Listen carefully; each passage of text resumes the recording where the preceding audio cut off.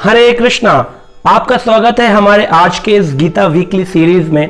आज हम भगवत गीता के एक महत्वपूर्ण श्लोक पर चर्चा करने जा रहे हैं, जो है श्रीमद् भगवत गीता के दूसरे अध्याय का 13 नंबर श्लोक। देहिनो अस्मिन् यथा देहे कौमारं यौवनं जरा तथा देहांतर प्राप्ति धीरस्तत्र न मुह्यति। तो यहां पर ये इतना सुंदर श्लोक है। भगवान श्री कृष्ण यहां वर्णन कर रहे हैं कि जो एक व्यष्टि आत्मा है, यानी कि हम जब अपने इस शरीर को धारण करते हैं तो आप देखेंगे यहां दो देह का चर्चा हुआ है। एक है देहिनो अस्मिनिम यथा देह। देह मतलब ये शरीर। कभी कभी हम लोग बोलते हैं मेरे देह में दर्द है, मेरे शरीर में दर्द है।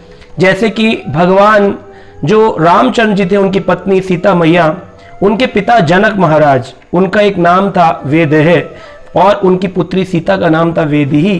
क्योंकि वेदह इसलिए था, वो देह से परे थे।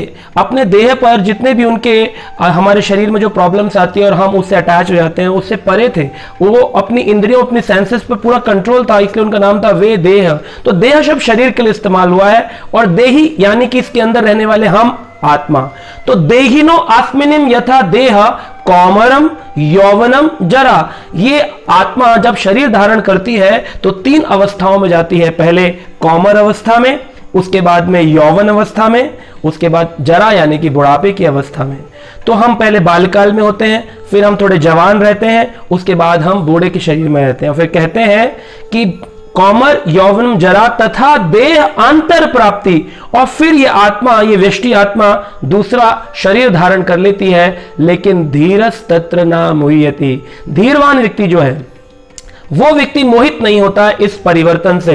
लेकिन हम अधिकतर देखते हैं कि मृत्यु को लेकर के लोग बहुत ज्यादा चिंतित रहते हैं कि मेरी मौत कैसे होगी, क्या मैं मर जाऊंगा, या हमारी किसी पारिवारिक व्यक्ति का अगर निधन हो जाए तो हम बहुत दुखी हो जाते हैं।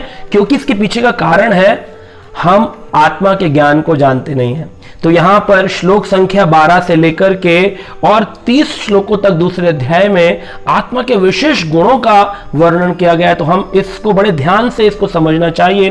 तो इसमें कहा गया कि हम तीन अवस्थाओं में इस शरीर को लेकर के जाते हैं, बाद में ये दूसरे शरीर में आत्मा प्रवेश कर जाती है।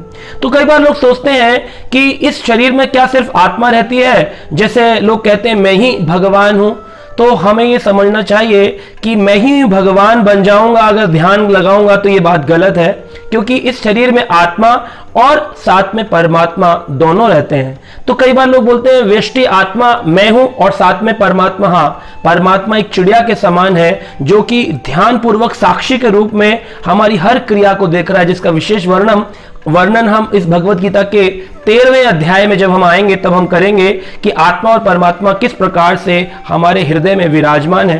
परमात्मा बैठ करके इस आत्मा के द्वारा करी गई जितनी भी इच्छाएं हैं और इस शरीर के द्वारा करी गई जितनी भी क्रियाएं हैं, सबको देख रहे हैं, सबको ध्यानपूर्वक रख रहे हैं, सबका वो एक लेखा जोखा बना रहे हैं, इस व्यक्ति ने क्या क्या किया।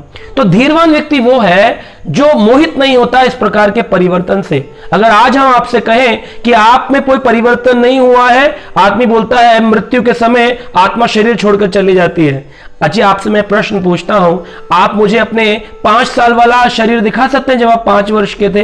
कहां गया वो? फोटोग्राफ में है, वो चला गया। अब हमारा शरीर परिवर्तित हो चुका है क्योंकि आत्मा धीरे सूक्ष्म परिवर्तन कर रही है। साइंस भी कहती है कि हर 7 साल में हमारे बॉडी के सारे सेल्स ट्रांसफॉर्म हो जाते हैं, बदल जाते हैं और हम एक नया रिजोनवेटेड शरीर प्राप्त करते हैं। तो इस प्रकार से ये समझने वाली बात है।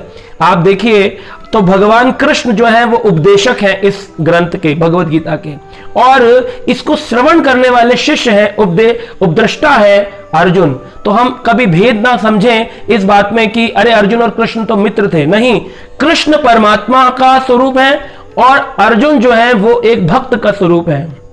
तो ये बात हमको समझनी चाहिए कि कृष्ण भगवान है और अर्जुन उनके भक्त हैं। जैसे उदाहरण में आप समझ सकते हैं, आप कहेंगे कि भगवान और भक्त दोनों एक साथ कैसे आ गए। जैसे अगर हम एक उदाहरण ले आसमान का, आसमान को जब प्रतिबिंब होता है इस जल किसी जलाशय में देखें तो हम देखते हैं तारे भी नजर आ रहे हैं और साथ में सूर्य चंद्रमा भी नजर आ रहे हैं। तो सूर्य को अगर हम भगवान के रूप में समझें और तारों को हम भक्त लोगों के, जीवात्माओं के रूप में समझें, तो आकाश जो है वो भगवान का धाम है और उसका प्रतिबिंब ये भौतिक जगत है। और इस भौतिक जगत में जैसे सूर्य का प्रतिबिंब भगवान भी प्रकट होते हैं लीला करने के लिए, और सारे तारे जैसे हैं जीवात्मा है वो भी प्रकट होते हैं भगवान के साथ लीलाओं को करने के लिए, उनको समझने के लिए, उनकी सेवा करने के लिए। तो ये समझने वाली बात है। एक उपदेशक है, एक उपदृष्टा है, और ये जो वृष्टि आत्मा ये कई प्रकार के परिवर्तन में जाता है, लेकिन धीरवान वो है जो मोहित नहीं होता ऐसे परिवर्तन से। हम रोते तो नहीं है, हाय हाय मेरा स्कूल वाला शरीर चला गया, हाय हाय मेरा कॉलेज वाला शरीर चला गया, ओहो जब मेरी शादी हुई थी वो वाला मेरा शरीर चला गया। हम समझते हैं हाँ ये तो एक ग्रोथ हो रही है, लेकिन ये शरीर एक ग्रोथ कर रहा है, इसी प्रकार से ये जरा बुढ़ापे की ओर भी जाएगा। कोई ये नहीं कह सकता मैं बूढ़ा नहीं होऊंगा, हर व्यक्ति को बूढ़ा होना पड़ता है और एक समय आने पर शरीर परिवर्तन करके हम दूसरा शरीर धारण करते हैं। लेकिन अगर हम भक्ति को बड़ी प्रगाढ़ता से करें तो हमारे पास मौका है कि हमें दूसरा शरीर धारण ना करना पड़े, हम मुक्त होकर के भगवान श्री कृष्ण के धाम को जाएं और वापस इस पुनरअपि जननम पुनरअपि मरणम के चक्र से मुक्त हो जाएं। तो आशा है आप धीरवान बनेंगे और इस प्रकार के परिवर्तनों से बिल्कुल भी मोहित नहीं होंगे। हरे कृष्ण।